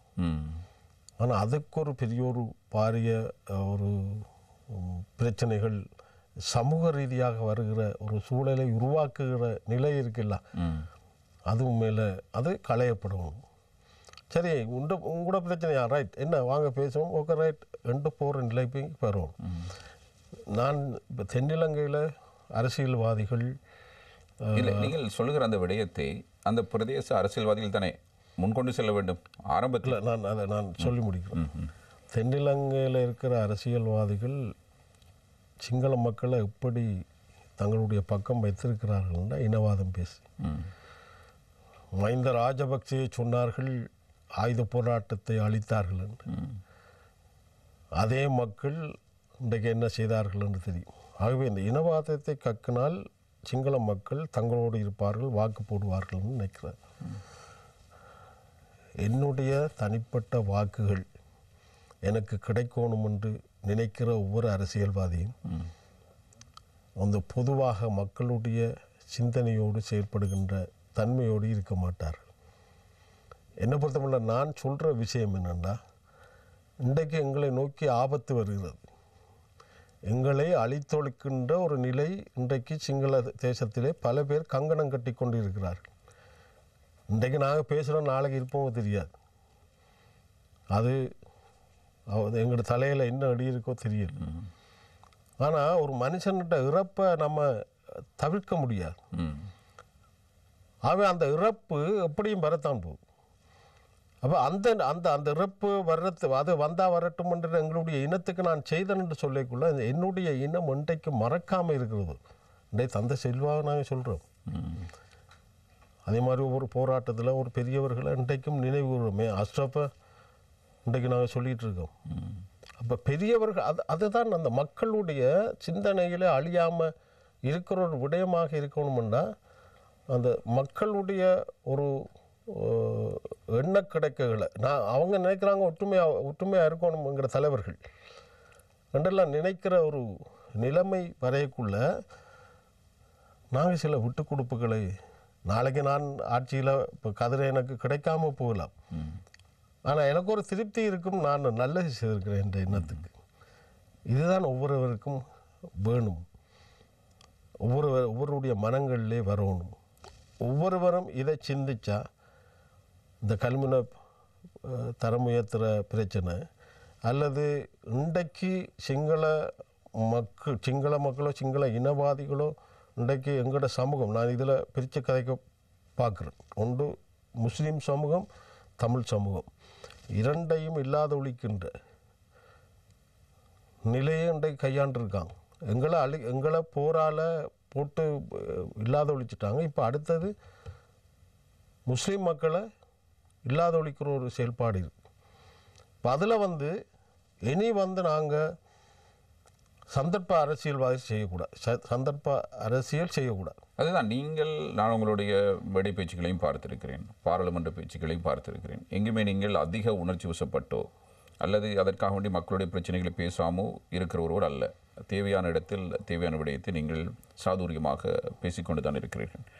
ஆனால் நீங்கள் தென்னிலங்கை அரசியல்வாதிகள் மீது முன்வைக்கிற அதே குற்றச்சாட்டை தமிழ் மக்கள் பிரதிநிதிகள், முஸ்லிம் மக்கள் பிரதிநிதிகள் மீதும் நீங்கள் முன்வைக்க வேண்டும். அவர்களும் இனவாதம் பேசிக்கொண்டு தான் இருக்கிறார்கள். இல்லை அதான் நான் இப்போ சொன்னேன். இப்போ என்னென்னா அது இனவாதம் என்று சொல்கிறதுக்கு இல்லை. இப்போ சிங்கள மக்களை தன்னிட்ட பக்கம் கொண்டு வரணும்னா இனவாதம் பேசுகிறான். ஆனால் எங்கட மக்கள், அதாவது இனவாதம் வந்து எப்படி பார்க்குறோம்னா நீங்கள் சொன்ன மாதிரி முஸ்லீம் தமிழ் என்ற ஒரு பிரிவினையை கொண்டு வரதுக்கான செயல்பாடுகள் அது இனவாதமாக பார்க்கப்படும். ஆனால் இன்றைக்கு ஒரு நெருக்கடிக்குள்ளே இருக்கிற நிலையில் அது உண்மை. நாங்கள் மாறி மாறி பேசிகிட்டே இருக்கிறோம், அல்லது எங்களுக்குள்ளேயே பேசலை, மன்னிக்க வேண்டும். அல்லது தென்னிலங்கை கொடுக்கிற அழுத்தத்தின் காரணமாக இவர்கள் இப்படி பேசும் நிலைமைக்கு தள்ளப்படுகிறார்கள் என்று எடுத்துக்கொள்வது, அல்லது அவர்களுடைய தேர்தல் அரசியலுக்காக அப்படி பேசுகிறார்கள் என்று எடுத்துக்கொள்வது? இல்லை, தென்னிலங்கையோட அரசியலில் தென்னிலங்கை அழுத்தம் கொடுக்கிறது என்று அழுத்தம் என்பது இனவாத ரீதியான செயற்பாடுகளை ஒரு பிரதேசத்தில், ஒரு இடத்தில், ஒரு இனத்துக்கு எதிராக முன்னெடுக்கிற பொழுது அந்த அரசியல்வாதிகள் அதை பற்றி பேசுகிறார்கள். இல்லை, அதை நான் சொல்ல வரேன். தென்னிலங்கை இன்றைக்கு திட்டமிட்டிருக்கு. இந்த திட்டமிட்ட செயல்பாடை நாங்கள் வந்து ஆக்ரோஷமாக பேசுகிறோம். நான் சொன்ன விஷயம் என்னென்றால், முதலும் அதைத்தான் சொன்னேன், ஆக்ரோஷமாக பேசுவது எங்களுடைய இனத்தினுடைய விடுதலையை பெற்றுத்தராது. இந்த ஆக்ரோஷம் என்பது உணர்வு ரீதியாக இருக்கும். நீ சொன்ன மாதிரி மாறி மாறி தேர்தல் வரைக்குள்ள மாறி மாறி பேசுகிற சூழல்லாம் இருக்குது. இது களையப்படணுமென்றது என்னுடைய கருத்து. இன்றைய சூழலில் நாங்கள் எல்லாரும் ஒற்றுமையாக இருந்து எங்களுடைய மக்களுடைய பலத்தோடு அந்த ஆக்ரோஷத்தை நாங்கள் காட்ட வேண்டிய காலத்தில் இருக்கிறோம். இல்லை என்றால் உண்மையிலே எங்களோட வரலாற்றை சிதைப்பாங்க. தமிழ் முஸ்லீம் மக்கள் வாழ்ந்த பிரதேசம்ன்றது சிதைக்கப்படும். இங்கே வந்து தமிழ் மக்கள் முஸ்லீம் வாழ்ந்த இடங்கள் என்று ஒன்றும் சொல்வதற்கு இல்லை. எல்லாம் சிங்கள மக்கள் எங்களுடைய. இப்போ புதைப்பொருள் திணைக்களம் என்ன செய்யுது? தொல்பொருள் திணைக்களம் என்ன செய்யுது? அது வந்து தன்னுடைய, அதாவது அது சிந்தனையில் புத்த கோயில்கள், அதில் வந்து சைவ சடயங்கள் இருந்தால் கூட அதை அழிச்சு போட்டு இரவிரவாக இராணுவத்தை வச்சு கொண்டே அங்கே புத்த கோயிலுடைய தடயங்களை வைக்கிறார். அப்போ தொல்பொருள் செய்வது என்பது பாதுகாக்க வேண்டும். வந்து ஒரு தொல்பொருள் இடத்தை கண்டுபிடிச்சு அதை பாதுகாக்கிறான் அவருடைய முறையாக இருக்க வேண்டும். அவை தொல்பொருள் என்ன செய்கிறது? புத்த கோயிலை கட்டுவதற்கான முயற்சியை மேற்கொள்ளும். அந்த புத்த கோயில் கட்டுகின்ற போது அயலில் இருக்கிற காணிகளை அபகரிக்கிறார். இது திட்டமிட்டு செயல்படுகிற ஒரு நிலை. அப்போ இந்த விடயங்களை நாங்கள் ஆக்ரோஷமாக பேசிக்கொண்டு இருப்பதிலே எந்த பிரயோசனமும் இல்லை. ஒவ்வொரு நாளும் நான் ஆக்ரோஷமாக பேசிக்கொண்டு இருக்கைக்குள்ள ஒவ்வொரு நாளும் ஒவ்வொரு நகர்வுகள் நடந்துகிட்டு இருக்கு. இதை எப்படி தடுக்க வேண்டும் என்று நாங்கள் பேசணும், தடுக்க வேண்டும் என்று கதைக்கணும். இல்லை, ஒரு எம்பியாக, மக்கள் பிரதிநிதியாக நீங்கள் அதனை செய்து கொண்டிருக்கிறீர்களா? இல்லை, நாங்கள் இப்போ எனக்கு எங்களுடைய கட்சிகள் சார்ந்து அந்த ஒற்றுமையாக வேண்டும் என்ற விடயங்களையும் நாங்கள் செய்து வருகிறோம். ஆனால் இந்த எங்களை முஸ்லீம் சமூகத்தினுடைய அரசியல் தலைவர்களையும் இதுக்குள்ள ஒற்றுமையாக கொண்டு வருவதற்கான செயல்பாடுகளையும் நாங்கள் செய்ய வேண்டும் என்ற ஒரு நிலைப்பாட்டிலே இருக்கிறோம். ஏனால் அதான் நான் சொன்னது, இது கடைசி கட்டத்தில் இருக்கிறோம். கேட்டேன் என்றால், தமிழ் மக்களுடைய எண்ணங்களிலும் மனங்களிலும் இவர்கள் பேசிக்கொண்டேதான் இருக்கிறார்கள். இவர்களால் குறைந்தபட்சம் ஒரு அடிப்படை தேவையை கூட பூர்த்தி செய்ய முடியவில்லை, சாதாரண வீதியை கூட போட முடியவில்லை. இவர்களை மக்கள் பிரதிநிதிகளாக்கி எங்களுக்கு என்ன பலன் என்கிற ஒரு கேள்வி இருக்கிற மக்களும் இருக்கிறார்கள். அந்த மக்களுக்கு நீங்கள் என்ன பதில் சொல்ல போகிறீர்கள்? பொதுவாக போரால பாதிக்கப்பட்ட பிரதேசங்கள், எங்களுடைய பிரதேசங்களை பார்த்தீங்கன்னா படுமோசமாக தான். நான் அந்த சந்தர்ப்பவாத அரசியல் என்ற என்னத்தை சொன்ன வந்திருந்தால், எங்களுடைய உணர்வுகள், எங்களுடைய இனத்தினுடைய செயல்பாடுகள் அதையெல்லாம் விட்டு வெறும் அபிவிருத்திக்காக அரசாங்கத்தோடு இணைவது. இப்போ நான் அரசாங்கத்தோடு இணைகிறதுக்கு பெரிய வேலை இல்லை. நாளைக்கும் போய் அரசாங்கத்தோடு இணையலாம், அபிவிருத்தி ரோட்டை போடலாம். ஆனால் அதே நேரத்தில் ஒரு தொல்பொருள் தடுக்கலாம். என்னுடைய இல்லை தடுக்கலாம். என்னுடைய இடத்துல வந்து அவன் புத்த கோயிலை கட்டுறான்டா நான் தடுக்க முடியாது. அது வக்காலத்து வாங்கி தான் கதைக்கணும். என்ற அரசாங்கத்தோடு இருக்கு. அதுக்கு அல்லது வாய்மூடி மௌனமாக இருக்கணும் என்ற அரசாங்கத்தோடு இருக்கு. எங்களை பொறுத்த மட்டும் அப்படியான ஒரு தேவையில்லை. அப்போ அபிவிருத்தி என்பது கட்டாயம் வேணும். ஆனால் இன்றைக்கு எங்கள்ட நிலங்கள் பறி போயிட்டு இருக்கக்குள்ள அரசாங்கத்தை தொடர்ந்து தனியாக அபிவிருத்தி என்று மக்களுடைய எதிர்பார்ப்பு இருக்குது. ஏன்னா அவன் கஷ்டப்படுறான். அந்த ரோட்டு இல்லாமல் நடந்து போய்க்குள்ள பிரச்சனையாக இருக்குது. நாங்கள் வந்து எங்களுடைய இலட்சியம் அப்படி என்று சொல்லி பேசிக்கிட்டு இருக்கக்குள்ள அந்த ரோட்டு பக்கம் நாங்கள் போகல. இரண்டையும் சமதளத்தில் வைத்து பயணிக்க முடியாதா? அது சந்தர்ப்பம் இல்லையே. இப்போ இலங்கை அரசாங்கம் அதை சிந்திக்க வேண்டும். இப்போ அரசாங்கத்தோடு நாங்கள் இணைஞ்சு நல்லாட்சி அரசாங்கத்தில் உங்களுக்கான நிதி ஒதுக்கீடுகள் அப்படியெல்லாம் செய்யப்பட்டது. அதை நாங்கள் செய்தனாங்க. நல்லாட்சி அரசாங்கத்தில் நாங்கள் வந்து நிறைய விஷயங்களை அபிவிருத்தி ரீதியாக செய்தோம். ஆனால் கடைசி நேரத்தில் ஏமாற்றப்பட்டோம். அரசியல் தீர்வு புதிய அரசியல் சாசனம் எழுதி அது ஒன்று கடைசியில் நல்லாட்சி அரசாங்கமே எங்களை நாங்கள் ஏமாற்றிட்டார். இது நெடுகிலையும் மக்களை சொல்லல. நெடுகிலையும் மக்கள்கிட்ட போய் நாங்கள் செய்கிறதெல்லாம் செய்துட்டு பிறகு போய் அவர்கள் ஏமாற்றி விட்டார்கள். மக்கள் இந்திய மாதிரி இல்லை, இப்போ எல்லாம் தெளிவாக இருக்காங்க. அப்படினால் உங்களுக்கும் பயம் வந்திருக்கிறது. நிச்சயமாக மக்களை எதிர்த்து கொண்டு மக்களுடைய செயல்பாடுகளை கண்டுக்காமல் விடுகிற நிலை இருக்குமா என மக்கள் நிச்சயமாக முடிவெடுப்பார். இதே நேரம் உங்களுக்கு கிடைத்திருக்கிற அரசியல் அனுபவத்தில் தமிழ் தேசிய கூட்டமைப்போடு ஒன்றாக பயணித்த அனுபவத்தில் தமிழரசு கட்சியினுடைய அடுத்த தலைவர் யார் என்கிற ஒரு கேள்வி முன்வைக்கப்படுகிறது. ஸ்ரீதரன் அவர்களா, சுமந்திரன் அவர்களா என்ற பேச்சுக்களும் அடிப்படுகின்றன. இந்த இருவரில் நீங்கள் முன்னெடுக்கிற அரசியலுக்கு பொருத்தமானவர் என்று யாரை பார்க்கிறீர்கள்? இல்லை, நான் இது தமிழரசு கட்சி தான் எடுக்கணும் முடிவு.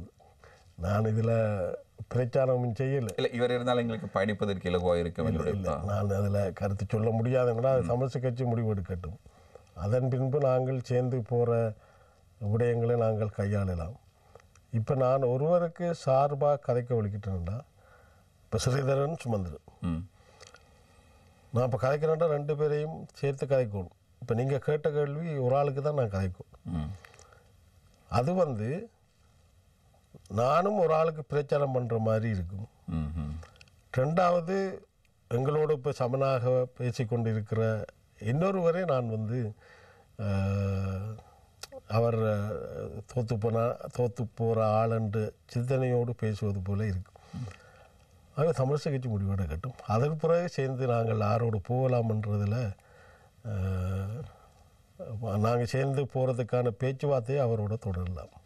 திரு விக்னேஸ்வரன் அவர்கள் ஒரு முயற்சி எடுக்கிறார்கள். இந்தியாவுக்கு ஒரு கடிதம் அனுப்புவதற்கான முயற்சி. அது உங்களுக்கான அழைப்புகளும் விடுக்கப்படுகிறது, கையொப்பம் விடுவோம் என்று. ஆனால் அது கடைசியில் சாத்தியம் இல்லாமல் போகிறது. ஏன் இவ்வாறான சின்ன விடயங்கள் கூட? இல்லை, கடித மொழி கலைச்சி போயிட்டோம். இப்போது இதற்கு பிறகு கடிதம் எழுதுவதில்லை என்கிற முடிவுக்கு வந்து விட்டீர்கள். இல்லை, என்னென்னா 3-4 கடிதங்கள் நாங்கள் இந்திய எம்பசி, இந்திய தூதரோடாக பாரத பிரதமரை சந்திக்கிறதுக்கான வாய்ப்பை கேட்டிருந்தோம். நேற்று கூட பாரத பிரதமர் உயர்ஸ்தானிகரை சந்தித்து இருக்கின்ற போது நாங்கள் கடிதம் எழுதினோம். ஒரு தகவலும் இல்லை. உங்களோட காலத்தில் நீங்கள் போகிறதுக்கு அவர் போகிறார், உங்களோட காலத்தை அந்த போகிறதுக்கு முதலாவது சந்திப்பதற்கான ஏற்பாடை செய்யுங்கன்னு சொல்லி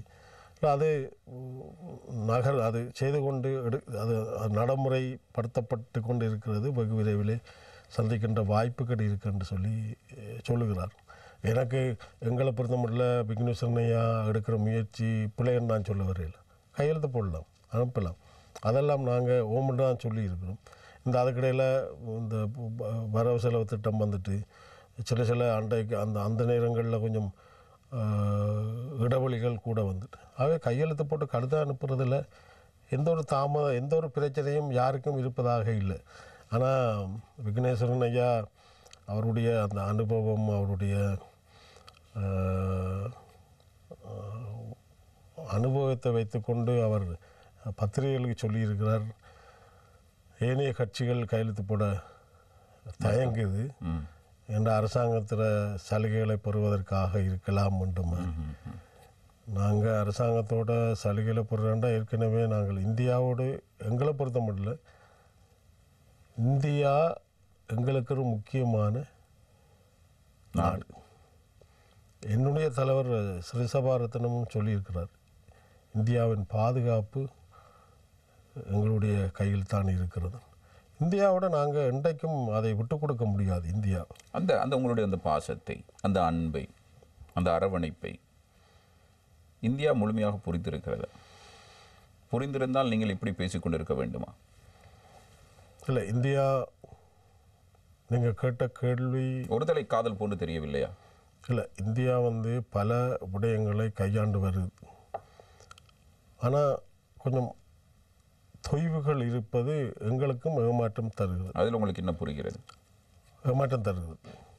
ஆனால் இந்தியாவை நாங்கள் தான் செய்ய வைக்கோம். அது ஒரு நாடு, இன்றைக்கு வல்லரசாக போகிற நாடு. அதுக்கு பல தேவைகள் இருக்கு. நாங்கள் தான் இந்தியாவை பயன்படுத்துவதற்கான முயற்சிகளை மேற்கொள்வோம்.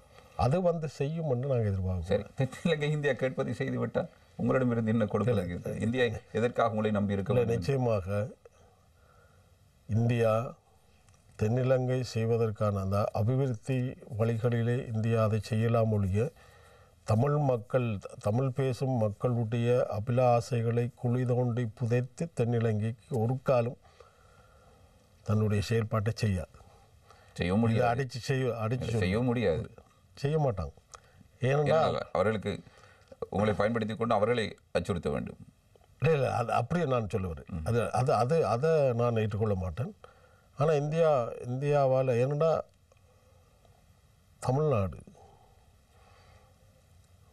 தமிழ்நாடு இன்றைக்கு பக்கபலமாக இருக்கு. பக்கபலம். இப்போ இந்தியா மற்றது டெல்லி நடுவண் அரசு கூட இந்த தென்னிலங்கைக்கு கூடுதலாக அந்த நாட்டினுடைய நன்மை கருதி தென்னிலங்கை அரசாங்கத்தோடு இணைந்து போகலாம் ஒழிய டெல்லி கூட தமிழ் பேசும் மக்களுடைய அபிலாசைகளை நிச்சயமாக குழி தோண்டி புதைக்காது. அது ஒரு காலம் விட்டு கொடுக்காது. இல்லை, குழி தோண்டி புதைக்காத அல்லது இந்த பிரச்சனைக்கு முடிவை காணாமல் தென்னிலங்கை இழுத்து கொண்டு போவதை போட்டு அவர்களும் இழுத்து கொண்டு போகிறார்கள். இல்லை இல்லை, இப்போ இருக்கிற சூழல் இல்லை. இந்தியா உடனே இப்படி பார்ப்போமே, ஒரு காலத்தில் ஏன்னா ஃப்ளைட்டில் சாப்பாடு போட்டாங்க. ஜேஆர் இருக்கைக்குள்ள ஜேஆருடைய கருத்து அந்த அரசாங்கத்தை கேட்காம சாப்பாடு போட்டாங்க. ஐபிக்கே சரி, இப்படியெல்லாம் நடந்த வரலாறுகள் இருக்கு. ஆகவே இந்தியா இல்லை, அது எப்போதும் இருக்குமா? இத்தனை ஆண்டுகள் போதாதா இந்தியாவுக்கு? யுத்தம் நடைபெற்று முடிந்து ஒரு அழிவு நடந்ததும் 14 ஆண்டுகள் கடந்திருக்கிறது. இந்தியா இப்போ ஒரு சாரார், இப்போ தமிழ் பக்கம் நின்றா ஒரு சாரார் இன்றைக்கு ஒரு பிரச்சனை இருக்குது தானே, சைனா உண்டு இதுக்குள்ளே உள்நுழைஞ்சிட்டு. அப்போ சிங்கள மக்களை எதிர்க்கிற செயற்பாடுகளை இந்தியா செய்ய மாட்டா. சிங்கள மக்கள் கூடுதலாக சைனாவினுடைய பக்கம் போகக்கூடிய வாய்ப்புகள் இருக்கு. அவர்களுடைய பூகோள அரசியல் நன்மை கருதி அது இருக்குன்னு தானே. இப்போ நான் முதல்ல எப்படி பார்ப்பேன், என்னுடைய சமூகம் மட்டும் தானே பார்ப்பேன். அவை அதில் நாங்கள் பிள்ளைன்னு சொல்ல முடியாது. இல்லை, அவர்கள் இங்கே சிங்கள மக்களை திருப்திப்படுத்த வேண்டும் என்பதற்கு உங்களுடைய பிரச்சனை கையில் எடுக்காமல் இருக்கிறார். இல்லை இல்லை, அப்படி நான் சொல்ல வரையில் எப்படி இந்தியா அத்துமீறி தன்னுடைய செயல்பாட்டை செய்வதற்கான துணிச்சல் இந்தியாவிட இருக்கு. அது நாளைக்கும் வரலாம், நாளைக்கும் வரலாம், அதை சொல்ல ஏன்டா ஏற்கனவே அது செய்து காட்டி இருக்கிறது.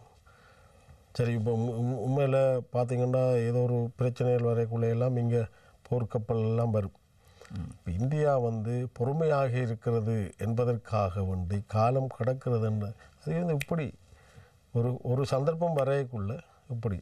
ஆனால் என்ன பொறுத்த முடியல, எங்களோட மக்களை ஒரு காலம் இந்தியா எந்த காலத்திலும் கைவிடாது என்ன நம்பிக்கை. இப்பொழுது உலக தமிழர் பேரவை வந்திருக்கிறது, இமயமலை பிரகடனம் வெளியிட்டிருக்கிறார்கள். இது உங்களுடைய பார்வையில்? நாங்கள் இதை ஏற்றுக்கொள்ள இல்லைங்க. ஏன்டா முதல் இங்கே இருக்க கள நிலவரங்களை பார்க்கணும், எங்களோடு பேசணும். இந்த புத்தபிக்குகள் யாரு? அங்கே இருக்கிற புத்தபிக்குகள் அப்பாவிகள் ஒன்று ரெண்டு அந்த அங்கே அதில் இருக்கிறவர்கள் எல்லாம் அந்த புத்த மதத்தோடு போகின்ற ஒரு செயற்பாடு. நாளைக்கு இந்த இனவாதம் கொண்ட புத்தபிகள் இவர்களை பார்த்து வாய மூடு இதுக்கெல்லாம் போகணும்னா போக மாட்டோம். இப்போ ஒரு வெளி உலகத்திற்கு புத்த பிக்குகளோடு நாங்கள் ஒரு இமாலய ஒரு விஷயத்தை நாங்கள் செய்து வாரோம். அது ஒரு சாத்தியமாக வரும் என்று சொல்லுகின்ற ஒரு நிலை இருக்கிறது இல்லை. முதல் எங்களோட இங்கே இருக்கிற பிரச்சனைகளை ஆராய்ந்து என்ன செய்யலாம் என்று பேசி அதற்கு பின்பு பேசாமல் விட்டதா? இல்லை, அப்படி இல்லை. அவருடைய அந்த அறிக்கை கூட சரியாக இல்லை. அதை எல்லாரையும் தாஜா பண்ணுற மாதிரி இருக்கு. அப்படியான தீர்வினை எடுக்க முடியாது. மற்ற புத்தபிக்குகளை காட்டுறதால எங்களோட புத்தபிக்குகளும் இருக்கிறான்னு காட்டுறதால என்ன பிரச்சனை தீர்வுக்கான வாய்ப்புகள் இல்லை. ஏன்னா வாழ எடுக்கிற புத்தபிக்குகளும் இருக்கிறாங்க, அவங்கள முதல் சரி செய்யணும். புத்தபிக்குகள் இப்போ வந்திருக்கிற புத்தபிக்குகள் எல்லாம் என்ன பொறுத்த முடியல, அவர்களெல்லாம் இந்த அரசியல் ரீதியாக கருத்து சொன்னார்களோ தெரியாது. புத்தபிக்குகளை வைத்துக்கொண்டு இந்த நாட்டிலே இருக்கிற பிரச்சனையை தீர்ப்பதற்கான முயற்சி எடுக்கிறோம் என்று காட்டுவது என்பது என்ன பொறுத்த முடியல. இப்போ இருக்க சூழலில் அது இல்லை. எப்படி காட்டலாம்னா இந்த தீவிரமாக செயற்படுகின்ற புத்தபிக்குகளையும் இதுக்குள்ளே இணைத்து செயற்படுகின்ற ஒரு நிலை மாற்றத்தை கொண்டு வந்தால் அது ஒரு உண்மையிலே ஒரு சேலஞ்ச் பண்ணக்கூடிய ஒரு விஷயம். உலக தமிழர் பேரவை தனியாக செயற்படுகிறது என்கிறீர்கள். நிச்சயமாக கட்சிகளோடு பேச்சுவார்த்தை அங்கேயும் இந்த டயஸ்போரான்னு சொல்லுகிற அனைத்து ஆக்களோடையும் பேசல. இப்போ இங்கேயும் எங்களோடு பேசி எங்களோட பொதுவாக அரசியல்வாதிகளோடு பேச வேண்டும். இங்கே இருக்கின்ற அமைப்புகள் நிறைய இருக்கிறது, அவர்களோடு பேச வேண்டும். ஆகவே அவர்கள் இப்போ ஒரு அறிக்கையை தயார் செய்து விட்டு திடீரென்று உடன்படிக்கை என்று சொல்வது அது எப்படி அதை பார்க்கறது? அப்படியானால் இதற்கு பின்னால் மற்றது என்னென்னா இதற்கு பின்னால் உள்ள அரசியல் என்ன? இல்லை, அது எனக்கு சொல்ல தெரியல. ஆனால் இன்றைக்கு ரணில் விக்ரமசிங்கே அதை கையில் எடுப்பார். சரியா? உலக நாடுகள் அல்லது இந்தியா இல்லாட்டி யாரும் இதை சொல்லக்குள்ள இப்போ எலெக்ஷனை வை, மாகாண சபை எலெக்ஷனை வையாண்டு இந்தியா சொல்லுதுன்னு வைங்களேன். அவர் சொல்லுவார், நான் டயஸ்போராவோட பேசிகிட்டு இருக்கேன், அவங்களும் பேசுகிறதுக்கு வந்திருக்காங்க, அவங்களோட பேசி நாங்கள் இதை செய்வோம். இந்த டயஸ்போரா சொல்லுகிற ஒரு விடயம் என்னென்னா, இப்போ கொடுத்த அறிக்கையில் புதிய அரசியல் சாசனத்தில் 13 வலியுறுத்தணும். இப்போ அது இருக்கே, அதையும் புதிய அரசியல் இதை நடைமுறைப்படுத்தன். சரி, அதில் சொல்கிறது சரி. இப்போ நீங்கள் மாற்றி ஒரு அரசியல் சாசனம் எழுதிக்குள்ளே அதை செய்யக்கூடமுன்னு சொல்கிறது சரி. ஆனால் இந்த தேர்தலை உடனடியாக இந்த 13 நடைமுறைப்படுத்து, அதிகாரங்களை கூடன்னு சொல்லலையே அதில். அப்போ இதில் என்னென்னா எல்லாரையும், அதை நான் சொன்னேன், எல்லாரையும் பேசி இப்போ இங்கே நிற்கிற அவர்கள் என்ன செய்திருக்கோம்னா முதல் வந்திருக்கும் அனைவரோடு எல்லாரோடையும் பேசி, புத்தபிகளோடையும் பெரியாக்களோடையும் பேசி, புத்த மத தலைவர்களோடையும் பேசி, எல்லாரையும் பேசி அந்த உணர்வுகளை அந்த இதை மனதில் வச்சு அந்த அறிக்கையை தயாரித்தா அது ஒரு பெரிய அளவில் ஒரு நல்ல ஒரு சாதனை செய்யக்கூடிய, அதை நடைமுறைப்படுத்தக்கூடிய வாய்ப்புகளை உருவாக்குறதுக்கான வாய்ப்பு இருக்கு. அவை என்ன செய்தார்கள் என்று ஒன்று தெரியாது, யாருடைய ஆட்கள் என்றும் தெரியாது, கொஞ்சம் என்பதும் தெரியாது. அது நம்ம சொல்ல தேவையில்லை. அவர்கள் திடீரென்று ஒரு அறிக்கையை தயார் செய்கிறார்கள், பிரகடனம் என்றார்கள், இந்தியாவில் வச்சு செய்தென்று சொல்கிறார்கள், அதை இங்கே ஒவ்வொரு ஆட்களும் கொடுத்துட்டு கொண்டு இருக்கிறார்கள். அது உண்மையில் தவறு. ஜனாதிபதியோடு நடந்த இனப்பிரச்சினை தீர்வுக்கான முயற்சிகள், இந்த ஜனாதிபதியோடு சில சுற்று பேச்சுவார்த்தையில் நடைபெற்றது, உங்களுடைய பங்களிப்பும் இருந்தது. அது எந்த மட்டத்தில் இருக்கிறது? உண்மையிலேயே நல்ல ஒரு நோக்கத்தோடு தான் ஜனாதிபதி கூப்பிடுறார் அல்லது அவருக்கு பிரச்சனைகளை திசை திருப்பதற்காக இனப்பிரச்சனை கையில் எடுக்கிறாரா? ஜனாதிபதியால் நாங்கள் அறிஞ்சதில் அவரால் ஒன்றும் செய்யலை. அது தனியாள். இன்றைக்கு மொட்டுக்கட்சி அவருக்கு பக்கபலமாக இப்பொழுதும் இருந்து கொண்டு மொட்டுக்கட்சியில் சிந்தனை எல்லாம் வந்து இனவாதம் சார்ந்ததாகத்தான் இருக்கு. ஆக ஒரு தேர்தல் வந்து சில வேளையில் ஜனாதிபதி பலமாக வருகிற போது அந்த சிந்தனையோடு செயல்படுகிறாரா என்பது ஒரு பக்கம். அது வைத்தான் இப்பொழுது இருக்கிற சூழலில் அவர் நல்ல முறையில் சிந்தனையோடு இதை செய்ய வேண்டும் என்று நினைத்தாலும் கூட அது செய்ய முடியாது. இப்போ நீங்கள் உதாரணத்தை சொல்கிறேன், 13 நடைமுறைக்கு வரும், ரைட்? போலீஸ் அதிகாரங்கள் முழு அதிகாரங்களும் கொடுக்கப்படும் என்று முதல் சொன்னார். பாராளுமன்றத்தில் உரையாற்றுறார். பாராளுமன்றத்தில் உரையாற்றி கொண்டு இருக்கக்குள்ள புத்த பிக்குகள் 100க்கும் மேற்பட்ட புத்த பிக்குகள் வருகிறார்கள். பாராளுமன்ற வளாகத்துக்குள்ளே உள்ளே இல்லை, வெளியில் வருகிறார்கள். அரசியல் சாசனத்திலேயே இருக்கிறார்கள். ஒரு நாட்டினுடைய அது உண்மையில் கைது செய்யப்படணும் எல்லா புத்த பிக்குகளை என்றால் உண்மையில் அது ஒரு வன்முறை. அது ஒரு நாட்டினுடைய அரசியல் சாசனத்தை எரிப்பது என்பது உண்மையில் அது ஒரு குற்றம், ஒரு சட்ட மீறல். அதை எரிக்கிறார். ரைட்? அப்போ இதிலிருந்து தெரியணும், ஜனாதிபதியால் இந்த விடயங்கள் கையாளுவது என்பது கஷ்டமாக இருக்கும். ஆனால் அவருக்கு மனதளவில் இந்த பிரச்சனை தீர்க்கப்பட வேண்டும். என்ன பொறுத்த மட்டும் அவர் ஒரு ராஜதந்திரி. எந்தெந்த நேரத்தில் என்ன செய்யணும் என்று அவருக்கு தான் தெரியும். என்ன பொறுத்த இந்த விடயங்களை அவர்கள் அவசரப்பட்டு கையாண்டிருக்கிறார்னு நான் நினைக்கிறேன். ஜனாதிபதி கையாண்டிருக்கிறார் அல்லது அப்போது இருக்கிற பிரச்சனையை மறைப்பதற்காக இருக்கலாம். இப்போ ஒவ்வொரு பிரச்சனையை மறைப்பதற்காக ஒவ்வொரு விடயங்களை கையாண்ட ஒரு விடயமாகவும் பார்க்கலாம். ஆகவே கடைசியில் என்ன நடந்திருக்கு, ஜனவரி 1 வருஷம் முடிய போகுது பொங்கலுக்கு. அல்லாட்டி என்ன சொன்னார், அடுத்த தமிழ் புத்தாண்டு தீர்வு வரும் என்று சொல்லி பாராளுமன்றத்தில் ஆக்ரோஷமாக பேசினார். இல்லை, அது சந்திப்பு ஏன் நடக்கவில்லை அது தெரியல. எங்களுக்கு காரணங்கள் சொல்லப்படவில்லை.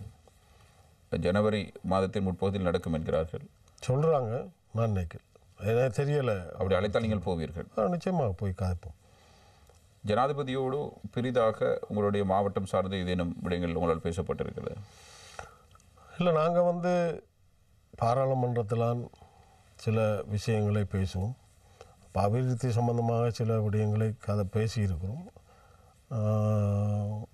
அந்த ஒரு நடவடிக்கைகளும் பெருசாக மேற்கொள்ளப்படையில்லை. இப்போ வரவு செலவு திட்டத்தில் வடகிழக்குக்கு சில அபிவிருத்தி சம்பந்தமான சில விடயங்களை அறிவிக்கப்பட்டிருக்கு. ஆனால் அது சாத்தியமாக, காசு இருக்கா, அது செய்ய முடியுமா என்ற சந்தேகங்களும் இருக்குது. அது நடைமுறைக்கு வருகிற போது தான் அதை நாங்கள் அது சரி சொன்னதை செய்திருக்கார் என்று பார்க்கலாம் முடியும். இன்றைக்கு ஒரு அபிவிருத்தி சம்பந்தமாக செல்வதற்கான பணமோ அல்லாட்டி எந்த ஒரு அரசாங்கத்திடம் இல்லை. ஐயோமே காசு கொடுக்குறதுன்னு சொல்கிறாங்க. அதை வச்சுக்கொண்டு சில அபிவிருத்திகளை செய்கிறதுக்கான வாய்ப்புகள் இருக்குமான்னு எனக்கு தெரியல. ஆனால் மொத்தத்தில் வரவு செலவு திட்டம் நடைமுறைக்கு வருமா என்பது சாத்தியமில்லாத ஒரு விடயமாகத்தான். இப்பொழுது அதானி போன்ற நிறுவனங்கள், மன்னார் போன்ற மாவட்டங்களில் புதுப்பிக்கத்தக்க மின்சக்தி வேலை திட்டங்களை ஆரம்பித்திருக்கின்றன. இவற்றை நீங்கள் சாதகமாக பார்க்கிறீர்களா அல்லது? இல்லைங்க, மன்னாரில் ஏற்கனவே இந்த காற்றாடி மின் சம்பந்தமாக, மின்னலை சம்பந்தமாக எங்களுடைய மக்களோடு பேசவில்லை. இன்றைக்கு மக்களுக்கு அது விடயமாக தெளிவு ஊட்டப்படையில்லை. இன்றைக்கு பார்த்தோம்னா இந்த காற்றாடி தூண்கள் வந்த பின்பு தான் மன்னார் நகர பகுதி முழுசாக தண்ணியிலே மிதந்தது. இப்பொழுதும் மிதக்கிறது. என்றால் ஒரு வடிகால் அமைப்பு அவர்கள் செய்யவில்லை, செய்வதாக சொன்னார்கள். இப்படியெல்லாம் நிறைய விஷயங்கள். ஆகவே இந்த மக்களோடு பேசித்தான் ஒரு முடிவை எடுக்கணும். அரசாங்கம் இன்னொரு முதலீட்டாளரோடு பேசி இல்லை, பிரச்சனை என்றே வைத்துக் கொள்ளுமே. மோடிக்கு நெருக்கமானவர் அதானி, அதானியோட திட்டம். இதனை எதிர்த்து மன்னார் மக்கள் வீதிக்கு இறங்குவார்களா? நிச்சயம் இறங்குவார்கள். ஓ, இந்தியாவை பகைத்துக் கொள்வது போன்ற அது பொருளாதாரத்துக்கும் அதுக்கு இந்தியாவை பயக்கிற மாதிரி வராது. அதாவது அங்கே வந்து அந்த இப்போ ஒரு ஃபேனை நிலத்துக்கு அடியில் புதைக்கிறதுக்கான ஆழம் வந்து நியாயமானது. மன்னாரே முழுக்க அந்த கடல் சமனான கடல் இது அந்த அந்த இடத்துல தான் இருக்கு.